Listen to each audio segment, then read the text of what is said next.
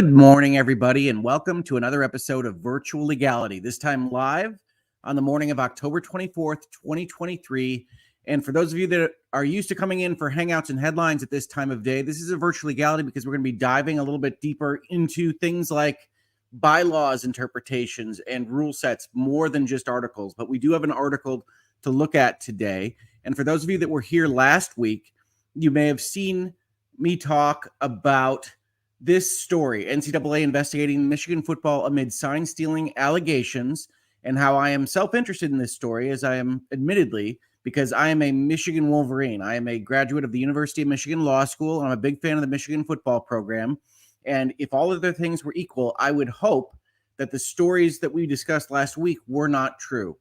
But more has come out, and there are certainly indications that something has happened here, and I want to talk through them with you because I think there are important things to discuss as to both the spirit of the rule and the black letter words on the page of the rule and whether or not it was violated. Now, as I talked about last week, one of the things that's an issue with this particular story is that Michigan and its head coach, Jim Harbaugh, generally like to stand in front of the crowd and talk about ethics and morality and be the leaders and best and all the various things that Michigan says.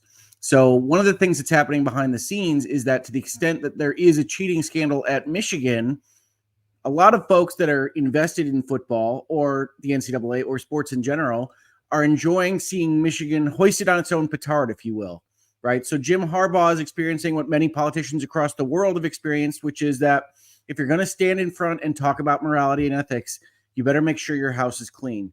And Michigan's house may not have been clean. So with that as our background, let's talk about that a little bit. And also acknowledging that, as I said at the top, I am 100% a compromised deliverer of news on this. I would be hoping that all of this falls apart for the NCAA and that Michigan didn't actually have any problems with the rules. And I know a number of you are going to be in the live chat either on Michigan's side or Ohio State's or Michigan State's or anybody else's. And that's fine. I'm going to take those questions and comments certainly at the end of the video, maybe before, depending on whether or not we get a pause in what I'm analyzing. But before we get to that point, I just want to point out, hey, I know, all right, you can take that with the tilt that I'm delivering it. Hey, this is a biased source. I'm going to just disregard everything he says. That's okay with me. But we're going to try to look at this as objectively as possible. I also want to mention that this channel is supported by viewers and listeners like you. If this is your first time in the space, please do check out the links below this video to Utreon and Patreon, which are separate support tiers that allow us to get away a little bit from YouTube just deciding to demonetize or otherwise make life difficult for me and other creators on this platform. Check those out. Otherwise, you can sign up for membership. Super chats are always appreciated. I will hit those when I can during the course of this video. But otherwise, if this is your first time here and you have no idea whether or not you like anything that I'm doing, please don't feel obligated to do any of those things. Like, subscribes, telling folks that we're having these conversations. Every little bit helps. With that said, let's talk about ESPN and the article that they released yesterday. Sources: Michigan staffer had tickets at 11 Big Ten schools. And we're going to talk about this with the understanding that it is a violation of the rules to in-person scout opponents of your team during the same season that you're going to play them, right? And we talked about this last week. This is a rule that was put forth in the mid-1990s primarily for the sake of equitable competition, that a big program like Michigan might have enough money to send scouts to every specific opponent and get in-person scouting reports, but a smaller program probably doesn't, and that it's not useful to have that kind of disparity in resource use for the actual playing of a football game or other sports in the NCAA. And so this was put in place to really kind of guard against winning sporting events solely by use of resources. Wyld Stalions, the suspended Michigan staffer at the center of the NCAA's sign-stealing probe, purchased tickets in his own name for more than 30 games over the past 3 years at 11 different Big Ten schools. Sources at 11 different league schools told ESPN. So there's a couple things we're going to highlight here as we read through this article. One is the number of times that it says sources say, which we can interpret as meaning that the ESPN writers here didn't actually see for themselves some of the underlying evidence, which doesn't mean it doesn't exist, but it does mean that just like the announcement last week, all of this is getting reported maybe a little earlier than we would expect in other contexts. The scope of the University of Michigan's alleged sign-stealing operation includes both video evidence of electronics prohibited by the NCAA to steal signs and a significant paper trail, sources told ESPN. Now, this is getting pretty close to essentially legal interpretation, so we're going to hold on that for just a second, but ESPN is going to assert that what it's going to describe here is a violation of the rules, and we'll talk about why that's maybe a little bit more of an open question as we go through this video. Stalions forwarded the tickets he bought to at least 3 different people in different areas of the country, sources say, which hints at the breadth of the operation. Now, maybe it does, maybe it doesn't, right? ESPN has reported on this a number of times. Yahoo reported on it. The Athletic reported on it. This is a big deal story for these various outlets. So it is important to note that what they reported on last week is going to be defended on just by kind of institutional inertia a little bit. To me, hearing that a random staffer at the University of Michigan forwarded tickets he bought, as we will see, through his own credit card on places like StubHub is not the vast network elaborate conspiracy that was hinted at in the Athletic article, for instance. But ESPN is going to defend it here and says that buying these tickets and sending them to different parts of the country are hinting at the breadth of the operation. The NCAA is expected to receive video evidence this week of the illegal technology, which is just an interesting phrase, right? What is illegal technology? Is that like Department of Defense chips that are illegal to export to various countries around the world? I'm not sure. But what they mean is technology that would be used to violate the NCAA rules. An opposing Big Ten school looked up in-stadium surveillance video from the game earlier this year, and sources said the person in the seat of the ticket purchased by Stalions, which I think we can read as not Stalions himself, held his smartphone up and appeared to film the home team's sideline the entire game, which would annoy the heck out of me if I was sitting behind that person. Sources confirmed to ESPN that Stalions purchased tickets on both sides of the stadium, across from each bench, for Ohio State's game with Penn State on Saturday. Michigan plays both teams in upcoming weeks. Yes, both of those games are in November. According to sources, the tickets purchased by Stalions were not used Saturday. Stalions' name emerged publicly in an ESPN story Friday. He was suspended with pay by Michigan, which to me suggests that Michigan knows that there's a scandal here and that he is the center of it, and they need to do something like suspend him. With pay suggests that they're not entirely sure that it's against the rules what he did either. None of the tickets that the 11 schools told ESPN about involved Michigan as an opponent. Remember that phrase. The games involved either one or both of the teams that the Wolverines were playing later that season. Stalions did not respond to ESPN's request for comment. Michigan on Monday reiterated that it is unable to comment further due to the ongoing investigation. So that's another interesting aspect of this story. These reporters can report on this. The NCAA can kind of talk about it as well and leak things. But as we've seen in other investigations with Michigan and other schools, the parties that are at the center of these investigations aren't generally allowed to talk for virtue of those NCAA rules themselves. The Big Ten says it's important that we have the integrity of competition. I agree. As I said last week, if Michigan were doing things that were in violation of the rules, regardless of whether or not they actually conferred a competitive advantage, I would be upset about that. And it's looking more and more like at least someone at Michigan was doing these things. Michigan is ranked number 2 in the AP poll, looking for its 3rd consecutive trip to the college football playoff, hopefully going better than the last 2. It is the current betting favorite to win the national title. Sources indicated that Stalions forwarded tickets to at least 3 other individuals, with the ticket transfer showing up through ticket data tracking. Those tickets were used by individuals other than Stalions, so here we get to the meat and potatoes of the question, a little bit down the line in the article, to get into the game, including the one in the video the NCAA is expected to receive. So what this article says to us is that we don't actually have this gentleman, Stalions, in the stadiums themselves. We have him buying the tickets, and then we have other people potentially recording the opponent's sideline from those seats. Sources told ESPN last week of an elaborate scouting system. Now, I ask you in the chat, folks, does this sound elaborate to you? This is something I could put together in my seat here in my office without moving. But hey, if that's elaborate, that's fine. I don't support any of the things that are alleged here. I just don't know that it's elaborate or a vast network or anything like that. That's all editorial, right? That's your Hangouts and Headlines portion of the discussion. Stalions often purchased the tickets with his own credit card, according to sources. Now, if I'm looking at this like a criminal prosecution, I say, well, that suggests that this individual doesn't actually think that he's violating the rules. Now, that doesn't make him right? There's all sorts of criminals that do things that they don't think are against the law, and they do. He doesn't appear to think that this is a violation of the rules, and I'm not so sure he's wrong. I'm not so sure he's right either, but we're going to talk about that in a second. The ticket purchases fall into a seat location pattern somewhere around the 45-yard line and raised up enough for a clear view of the opponent's sideline. One source told ESPN that Stalions bought tickets to 5 different games at that school over the past 3 years. Another said it was 4 games over the past 2 years. Now, this is just weird writing because this is different sources at different schools, I think. A third source said it was 9 games over the past 3 years. Some of the purchases were single tickets, others were for multiple people, and sometimes seats were bought on both sides of the stadium near midfield. One source said Stalions bought some tickets across from the home sideline in order to scout the home team, which Michigan played that season. But the source added there have also been tickets purchased on the other side of the stadium facing the sideline of the opponent, including one purchase across from the visiting sideline in the weeks before Michigan played Ohio State. Now, this is a weird phrase here. This is an anonymous source, and it's unclear exactly who this person is watching or why it would be referenced in relation to the Michigan-Ohio State game. In the back half of last season, for example, tickets were bought by Stalions on both sidelines for one league game in which Michigan had both opponents remaining on the schedule.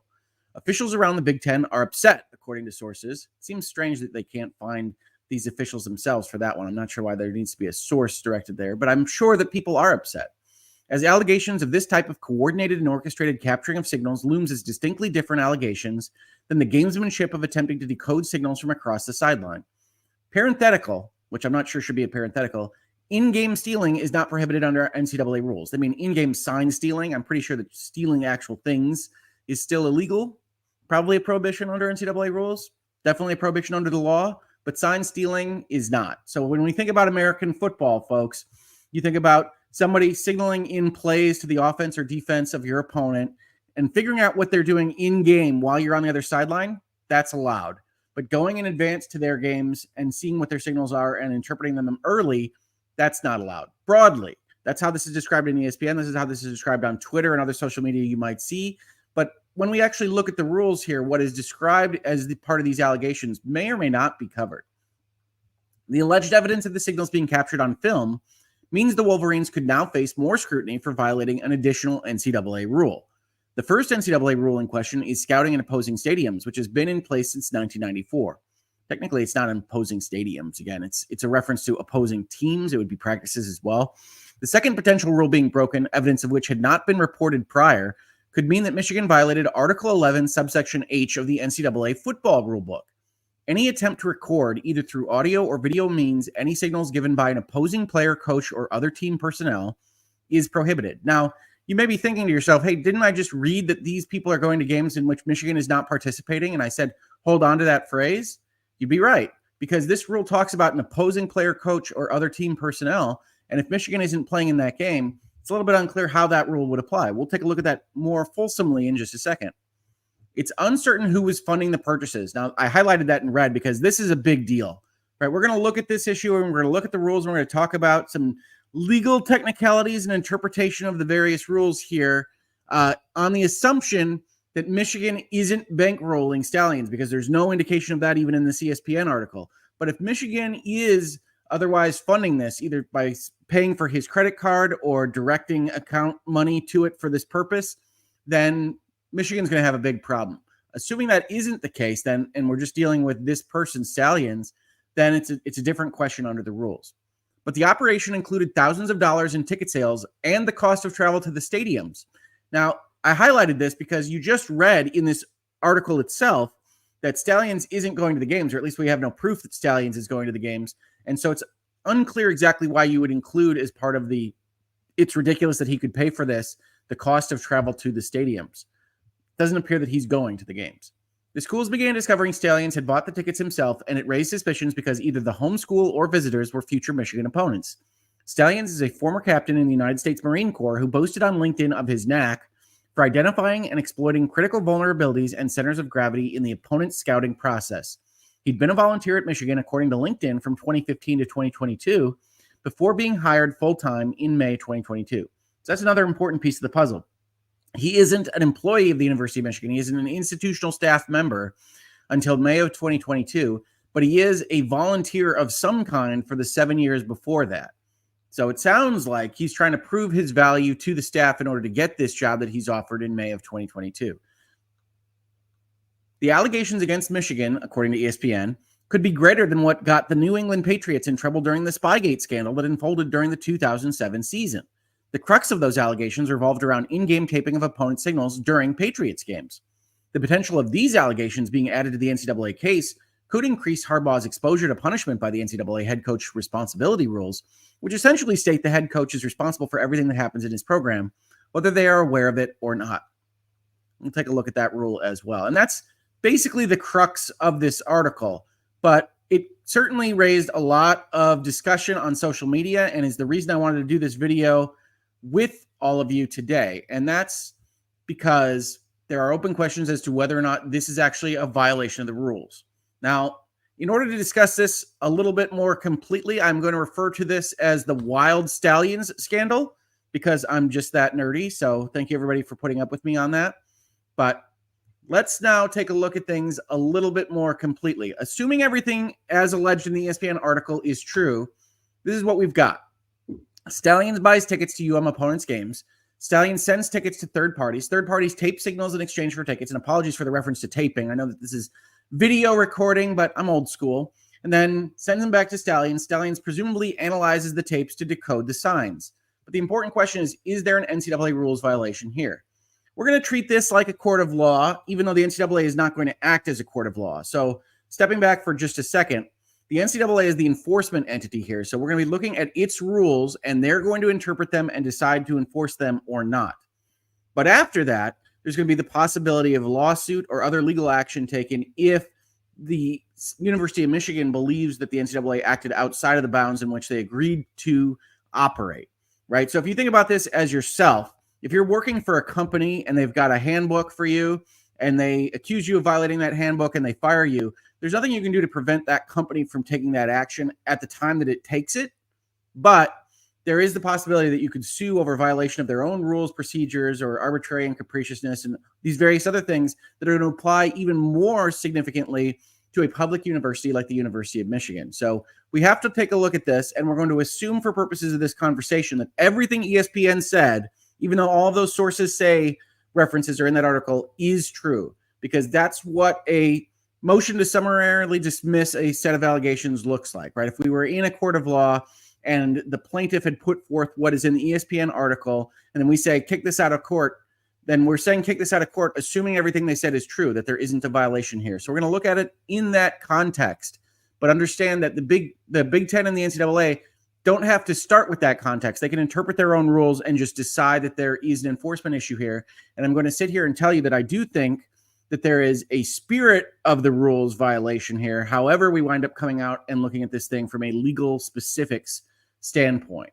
Now, that said, all on the understanding that this particular rule is designed for equity. It's designed to keep the resources from being the difference in winning football games or losing basketball games or whatever it might be.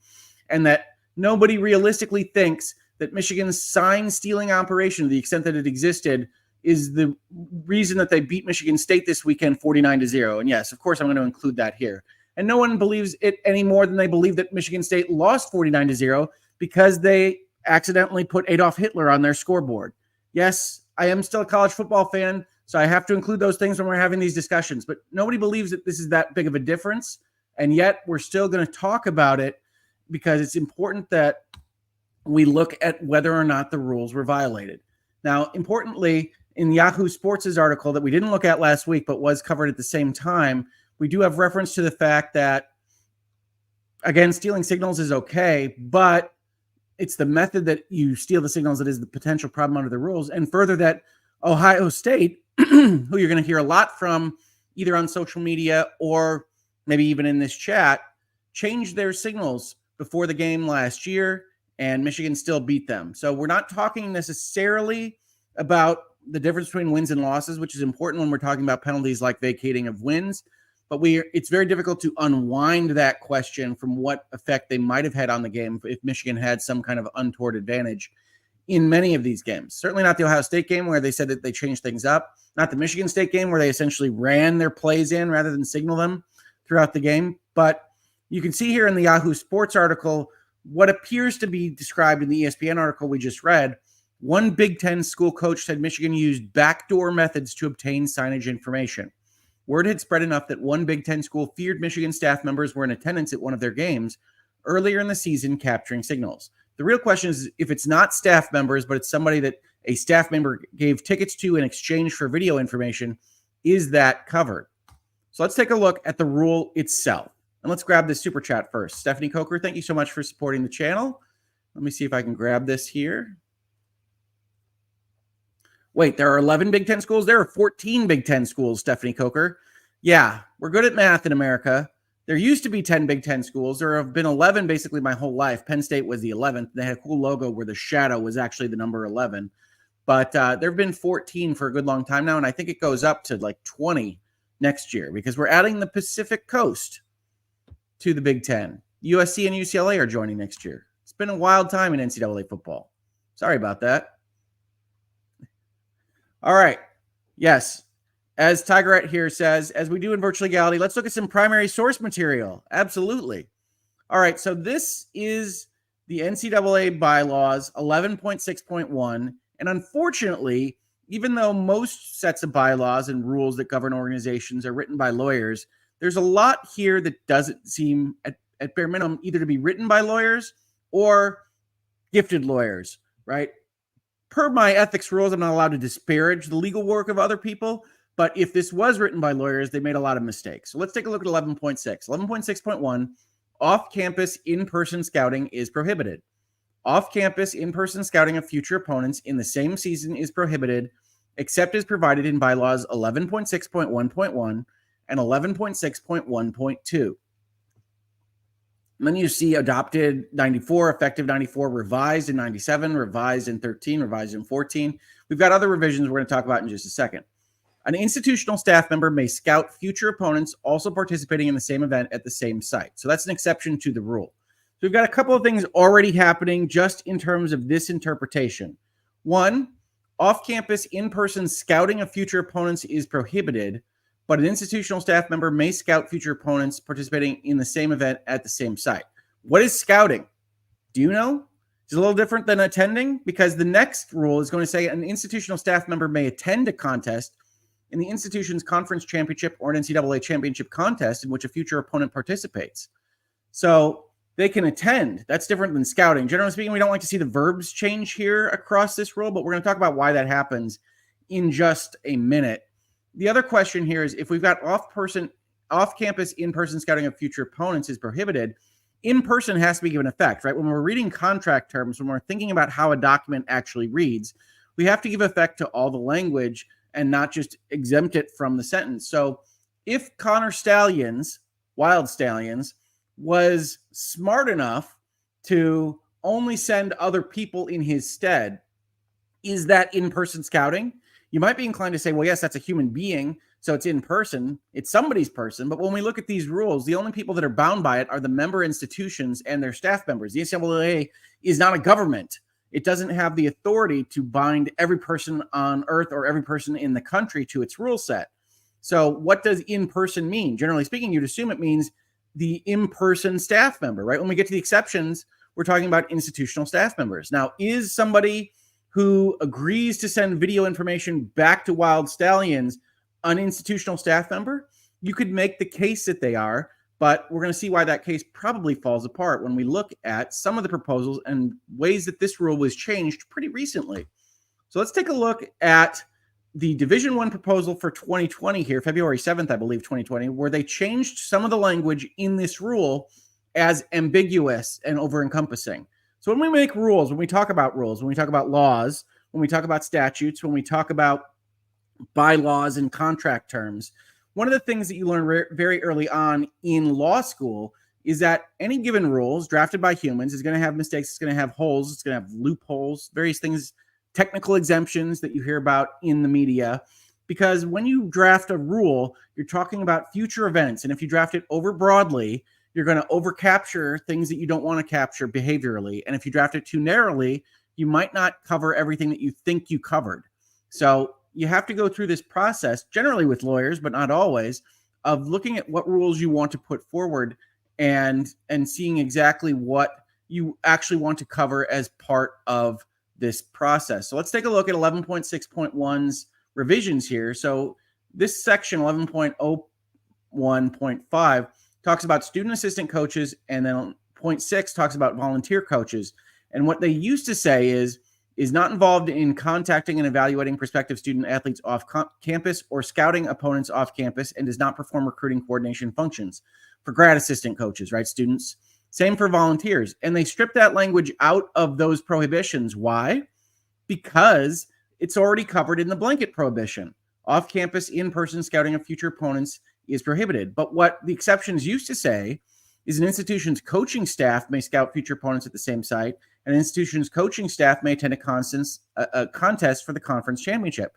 Instead, that got revised to countable coaching staff, and countable coaching staff may attend those conference championships, because when we're talking about counts, those grad students, those volunteer coaches, they aren't counted in the number for allowed coaches and off-campus recruiters. So they limited the exceptions to countable coaching staff, presumably because they don't want the grad students and the volunteers to have the ability to do this in-person scouting.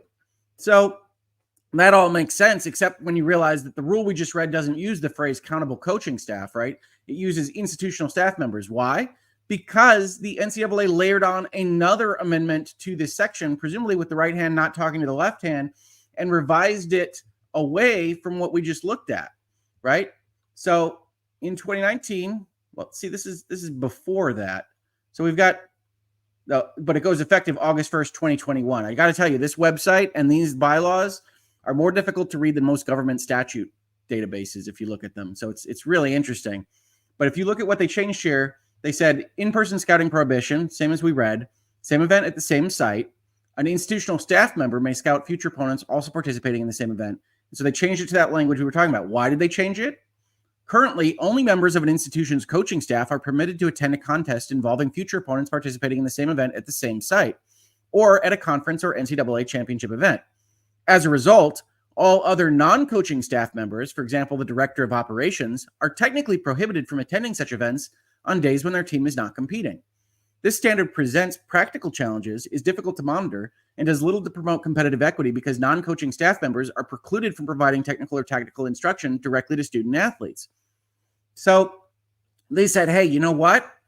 That countable coaching staff doesn't make any sense here. We're just going to say institutional staff member. We're going to include everybody that's employed by a given university that we're talking about. Now, that phrase itself isn't defined, and I see people in the chat talking about the fact that there isn't a definition section. There are definition sections primarily on the rules and various other things, not these things that we're talking about right now, not what is scouting, not what is an institutional staff member. But you can see here, and this happens in real life, in things that aren't just like the NCAA bylaws, when you've got revisions to a contract, that the second revision doesn't seem to take into account why the first revision took place, and so kind of skips ahead and says institutional staff member, and now there's no blanket prohibition on those grad students, coaches, or volunteer coaches, and they appear to be allowed to do this scouting at the same site and conference or NCAA championships as a result of the double revision. Still without definitions, but that's how things get complicated when we look at these documents. So when we're talking about what Connor Stalions is allowed to do or not allowed to do,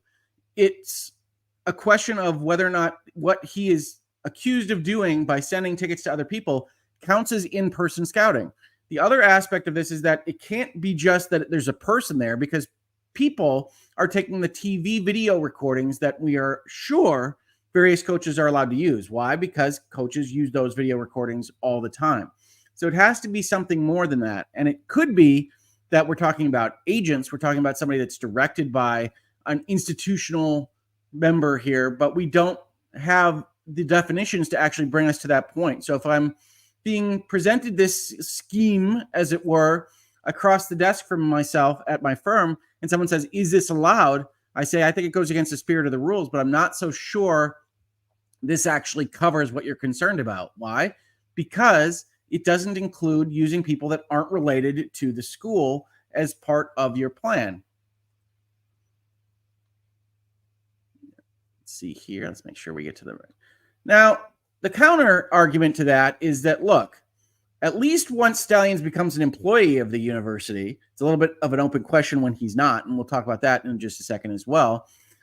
He's got general rules of conduct, right? Individuals employed by or associated with member institutions for the administration, the conduct, or the coaching of intercollegiate athletics are, in the final analysis, teachers of young people. Their responsibility is an affirmative one, and they must do more than avoid improper conduct or questionable acts.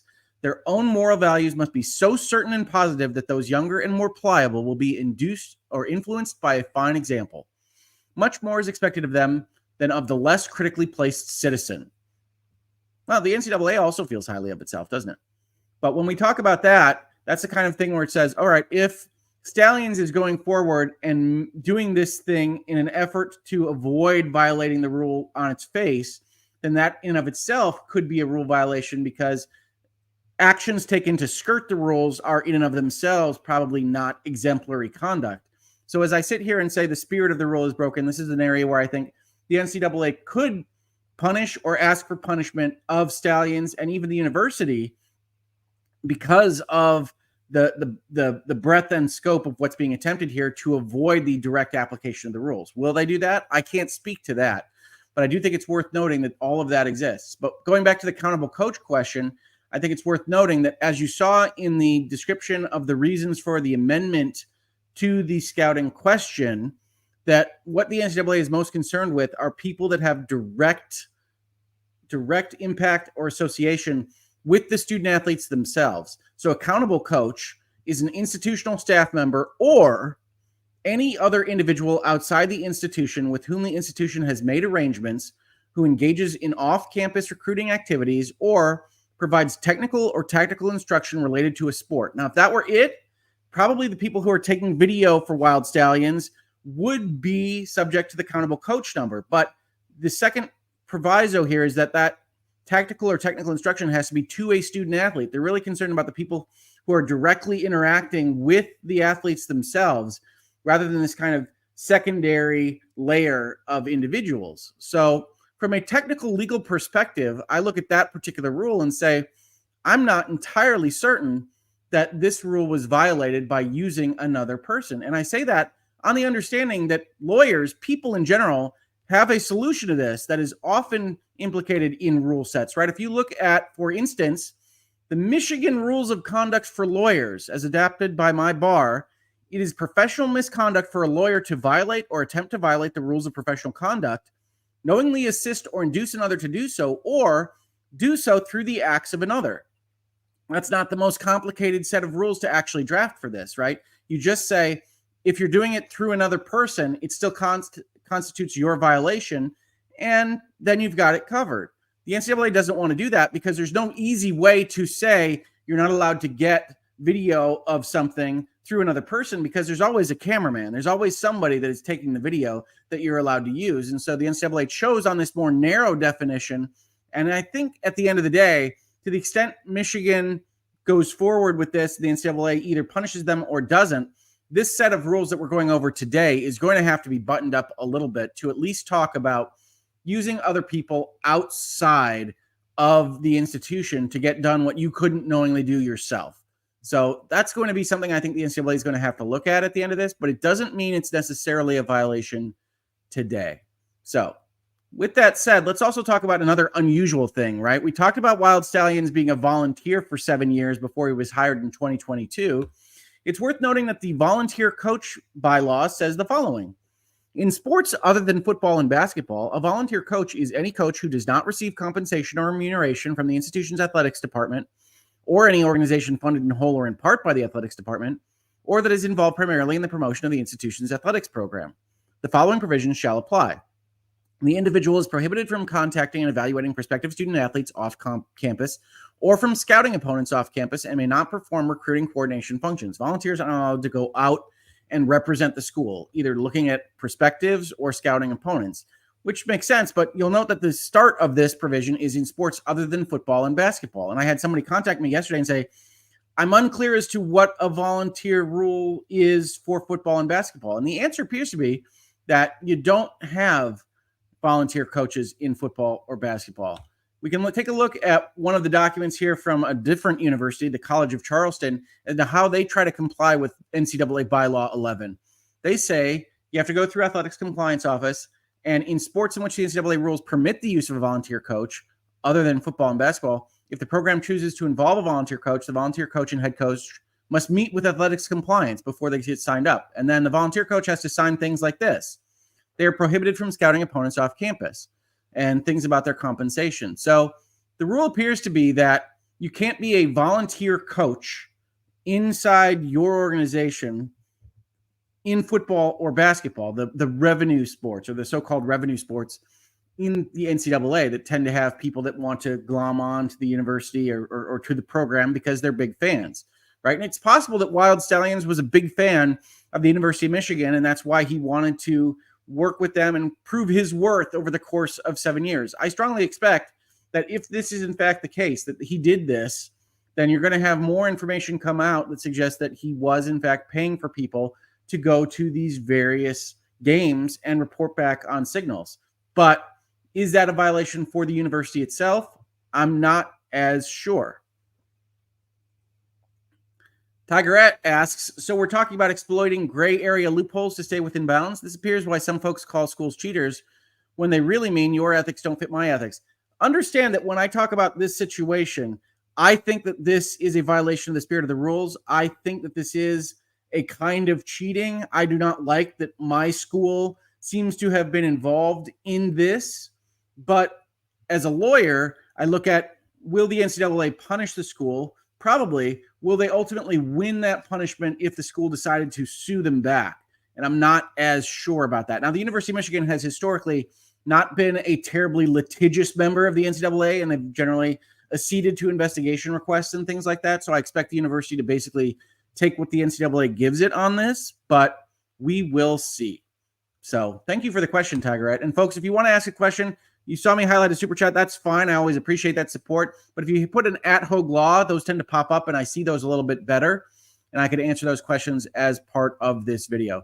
But when we look at this, I am not trying to defend this behavior. In fact, I hate that this happened at all.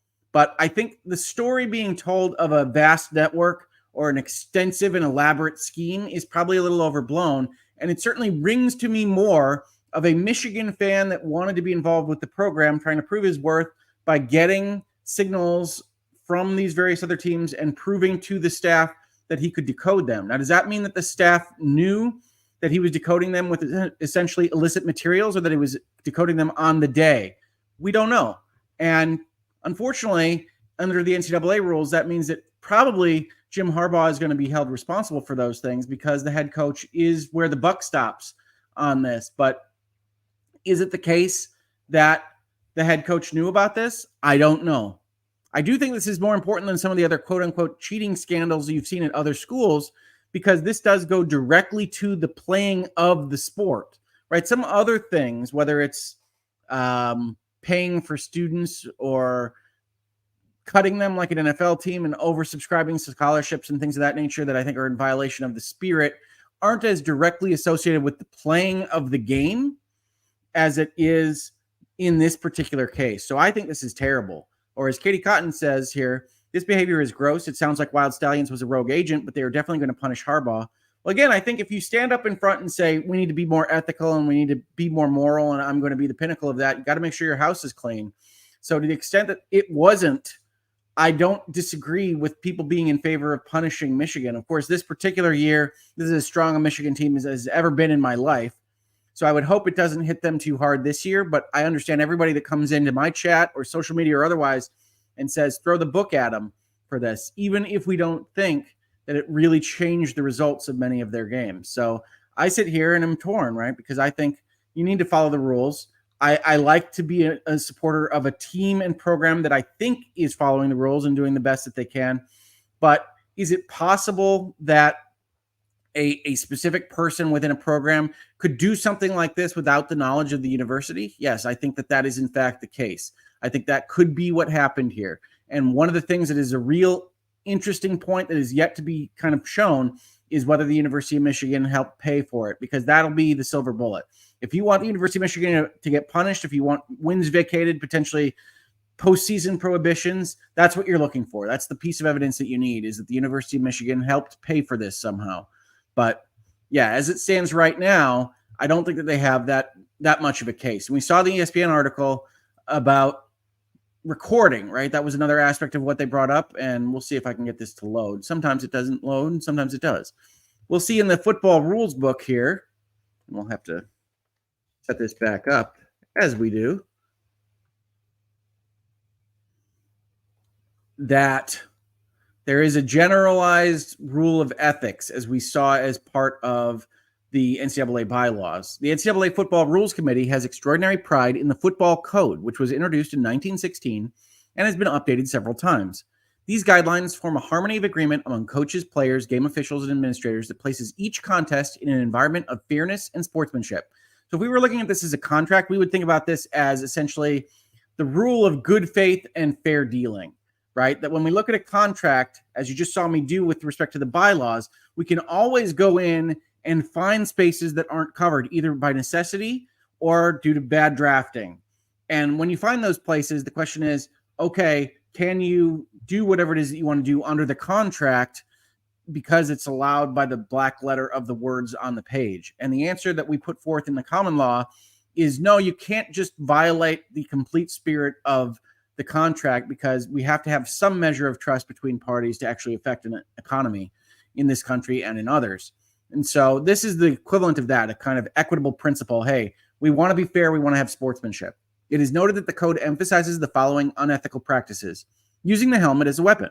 The helmet is for the protection of the player, and players and coaches should emphasize the elimination of targeting and initiating contact against a defenseless opponent and or with the crown of the helmet.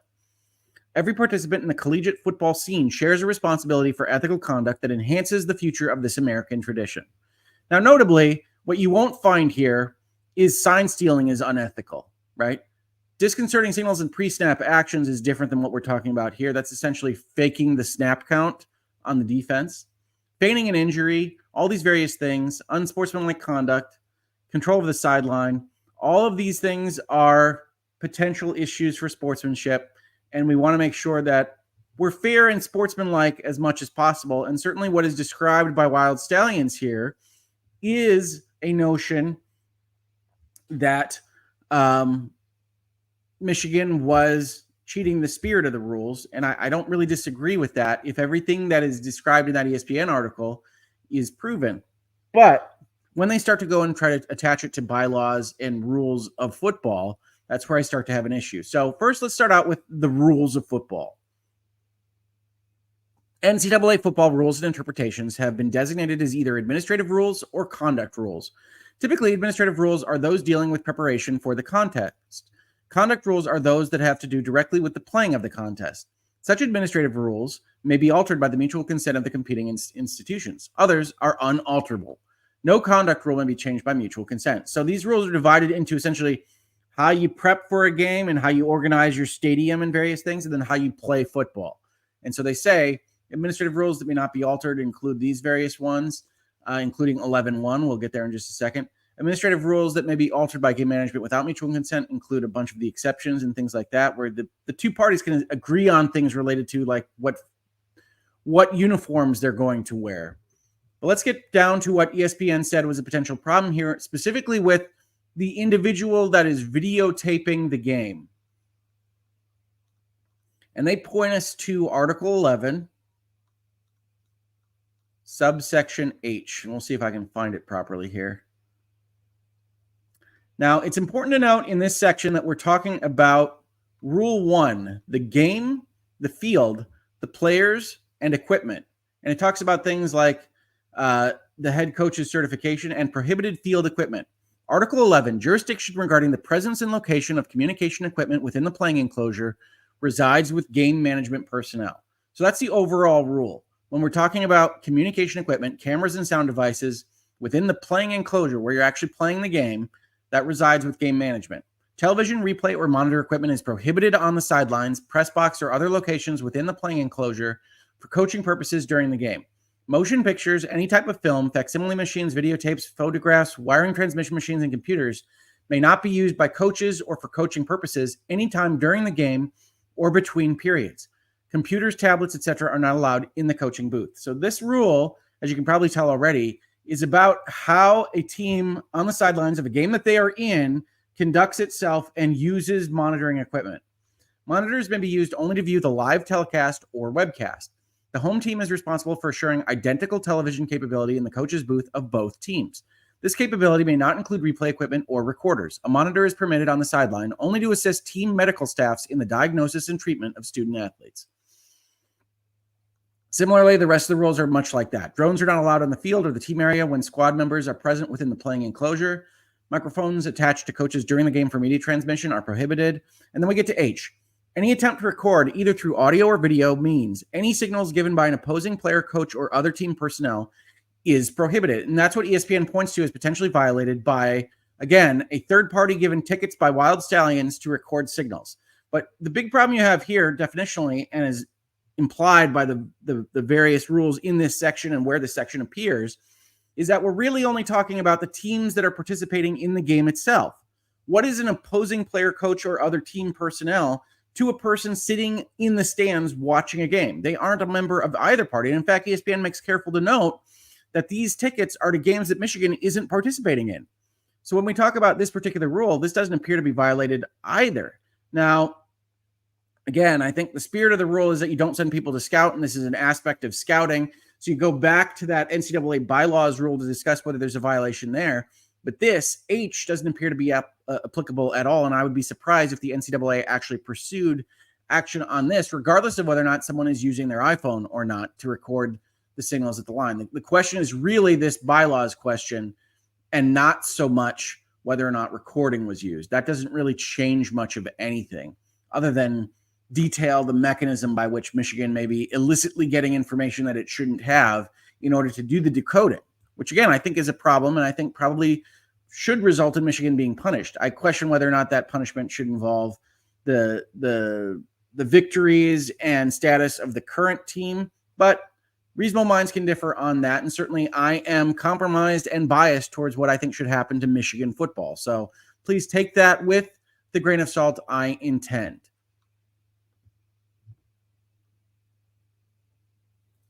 All right, let's continue on here.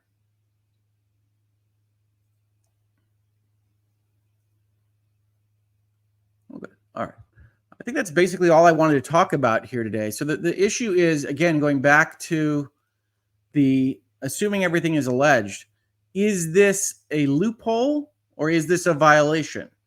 And I would suggest that based on everything I could read in the bylaws, they aren't terribly clear and there's amendments all over the place. It doesn't appear to be the case that sending tickets to someone else and having that other person look at signs for you is technically a violation of the rules, that we're looking at an NCAA rule loophole that probably needs to be closed in the offseason. Does that mean I'm defending Michigan? It means that I think that when you're actually going to enforce things, you probably have to point to a direct rule that's being violated, but I don't like that this behavior took place at all. So when you're out there defending things on social media, just know that it is not at all a slam dunk case that what is described in the ESPN article and presumably will be described in further articles today and over the weekend is in fact a violation of those NCAA rules. But it certainly feels like one. It looks bad for Michigan.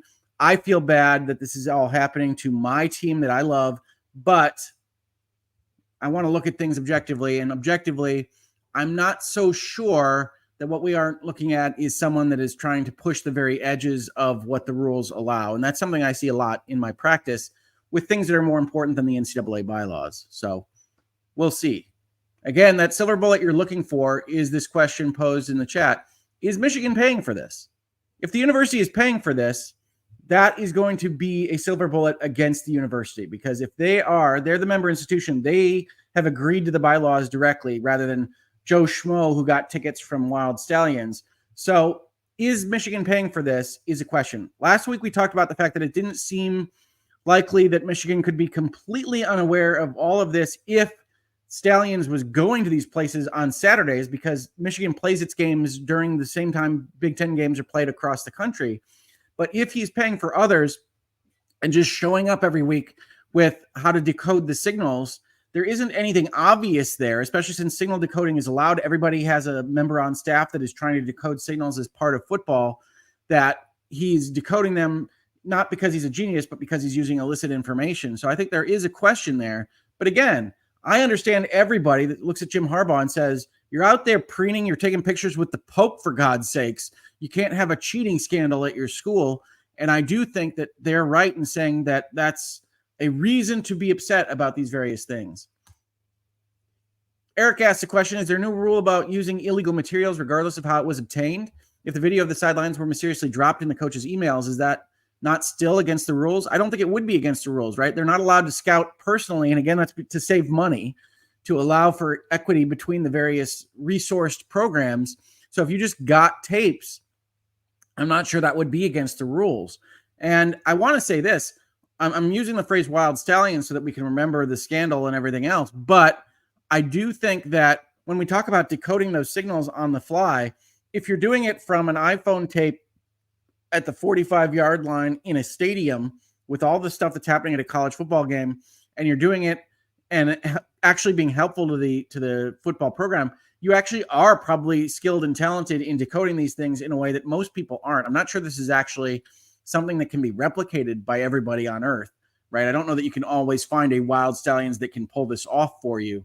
But in any event, I just want to say, I do not believe this is good behavior on the part of Michigan. I am not going to defend this, and everything else that is shown in the ESPN article, if it's true, I think is bad. And I think Michigan should feel bad about it. But I'm not as positive as some out there that it's a violation of the rules, or that Harbaugh did in fact know that his genius wunderkind signal decoder was actually doing it with illicit materials. So we'll have to see about that. All right, folks, I want to catch any questions I have. I want to make sure I don't miss any of those super chats or start items. Midnight Dreary, thank you so much for gifting a Hoeg Law membership today. Folks, again, if you do want to support discussions like this or other legal analysis, usually we're covering things like video games and technology, as well as headlines in the news, like the ESPN article, but generally speaking, not related to Michigan football. Please do consider supporting the channel through Patreon or Playor, used to be Utreon, or signing up for a membership of your own, liking, subscribing, hitting the buttons YouTube likes, and otherwise telling folks that this video exists and that it's out there for people to see. Thank you so much, and stay tuned. This is not going to go away anytime soon. Virtual Legality is a YouTube video series with audio podcast versions presented as commentary and for education and entertainment purposes only. It does not constitute legal advice and does not create an attorney-client relationship. If you have legal questions about the topics discussed, please consult your own legal counsel.